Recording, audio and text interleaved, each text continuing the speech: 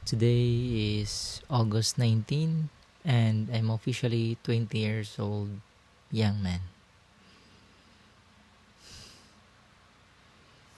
And in this video, I'm going to share 3 lessons I learned that hit me at this moment. Number 1, don't make excuses. Today is my birthday, but since typically a birthday is being celebrated and having fun or enjoy the day of your birthday, I neglect to focus the priorities of the business, relationship, and other responsibilities. I should not make excuses even if today is my birthday. Kailangan gawin pa din yung mga kailangan gawin. Yung business, asikasuhin pa din. Hindi na talaga pabata. Yung age is stacking up. Pataas na ng pataas. Kaya sabi ko nga kanina sa one of my churchmate in the youth ministry na parang hindi na ako nag-enjoy sa pag-celebrate ng birthday kasi nakakatakot din in reality sa mga responsibilities at the same time challenging. So parang pag nag-birthday ako, parang minumulat ako sa katotohanan na hindi ka na pabata. You need to focus more. You need to become a better version of yourself. Kasi ito yung mundo eh. Kaya natamaan ako sa quote na to.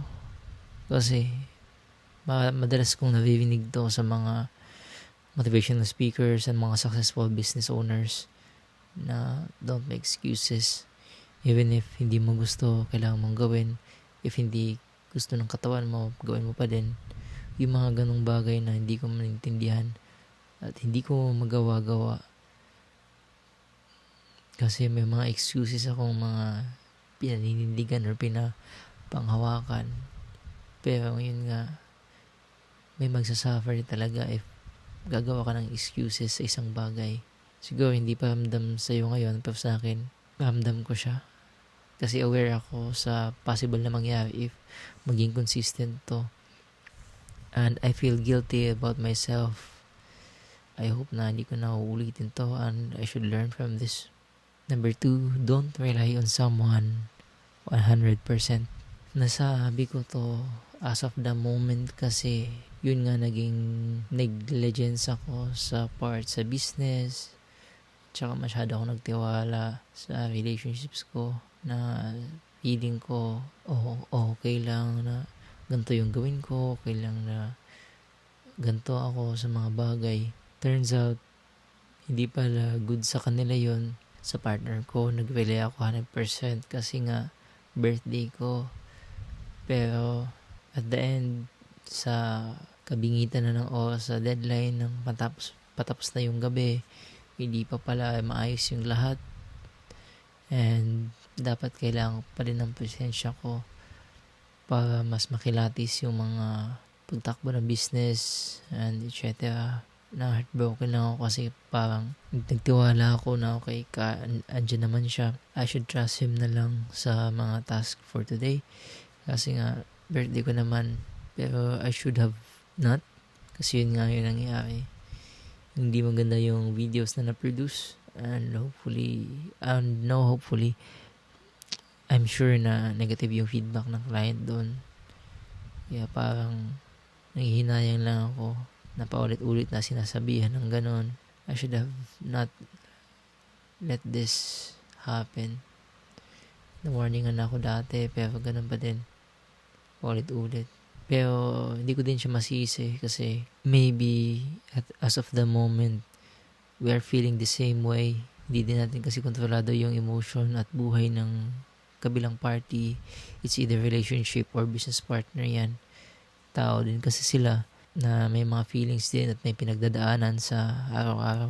Maybe same kami ng pinagdadaanan or may valid reason din siya na hindi niya kayang step up sa ganong level na nakagisnan at inaasahan sa gawain. Kaya okay lang anong mangyari, tatanggapin ko at will bounce back on that. Number 3, accept defeat. Para sa akin kasi, every downfalls has a lesson to be learned in order to bounce back or to win another try.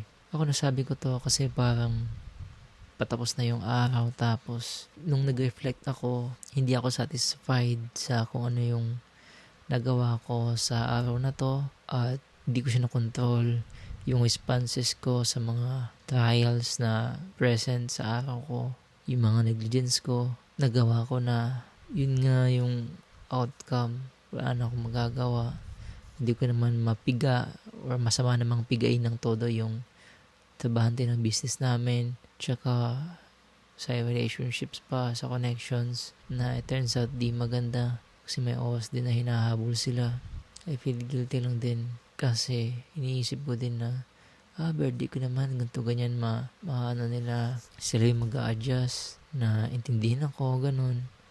Pero yun nga, turns out hindi siya positive yung nangyari kasi parang naging pabigat tuloy ako in some ways. Tsaka isa pa is nakalimutan ko yung isang gawain sa isang client sa sobrang distracted or hype sa anong mangyayari sa araw ko. Ayun, hindi ko naalala na may isang gawain pa pala ako sa isang client at yun na siya ko sa bandang dulo ng araw. Buti naman naabot ko ng sakto-sakto lang. Pero hindi maganda yung ganun na nakalimutan ko kung hindi ako na-remind ng crucial na oras. Wala ata. Tapos isa pa is yung pag-post ko ng mga contents. I managed to post 16 days consecutive on Instagram and TikTok. Pero dahil crack yung software na ginamit ko, na pinag-aaralan ko, na gusto kong malaman another skills na ma-acquired sa ganong software, nawala siya. Na-detect na crack yung gamit ko. Kaya ayun, natigil, na heartbroken ako dun. Kasi hindi pa ako masyadong magaling sa software na yun. Pero turns out na detect na ng original software company na gumagamit ako in correlation sa paid na app. Kasi dalawang app sila na connected, yung Premiere Pro tsaka Adobe After Effects. Yung After Effects medyo pricey kasi siya. Hindi ko pa na paglalaanan ng budget kasi sanay ako dati na parang mga crack lang muna yung gagamitin ko, tapos pag magka-client na tsaka pa mag-subscribe sa talagang legit na platform. Kaya ayun, natigil yung contents ko, na-heartbroken ako, tapos hindi ako nakapag-bounce back agad, na parang nawala ako sa direction sa kung anong gagawin ko. At tsaka hindi din ako parang nasiyahan or wala akong direction sa ginagawa ko pa din. Kahit ganun ako consistent and confident akong kaya ko talagang matapos sana yung 1 month consistent posting, pero hindi ko pa din nagawa.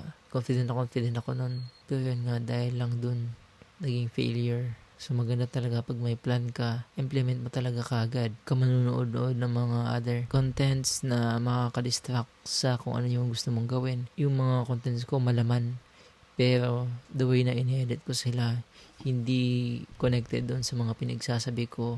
I think nasabi ko yun kasi hindi siya nag-convert Hindi siya nag-convert into clients na video editing. So, probably may ginagawa din ako mali. And most part, hindi ako nag-bounce back doon. And hindi ko kagad na-recognize. Kaya parang nawala din yung passion ko. Yung passion na minimin ko is yung willingness to suffer sa isang bagay. Nakuha ko siya sa isang podcast, sa Diary of the CEO. Yun kasi hindi ako willing mag-suffer dun sa mga ganong contents na ginagawa ko, lalo na sa talking heads. Kasi I feel like I'm not living the content itself na para ma-preach ko siya sa branding ko, kasi parang hindi naman talaga ako gumagawa ng mga ganon 100%. Nagawa ko lang siya sa script and I want to be like that, pero parang hindi ko ina-apply. I accept my defeat. I hope my future self will learn from these 3 lessons as of the day on my 23rd birthday in my life. And ikaw din sana na nanonood sa video na to, sana may natutunan ka din at apply mo din sa mga pang-araw-araw na gawain mo sa buhay. And thank you for finishing this video. That's it.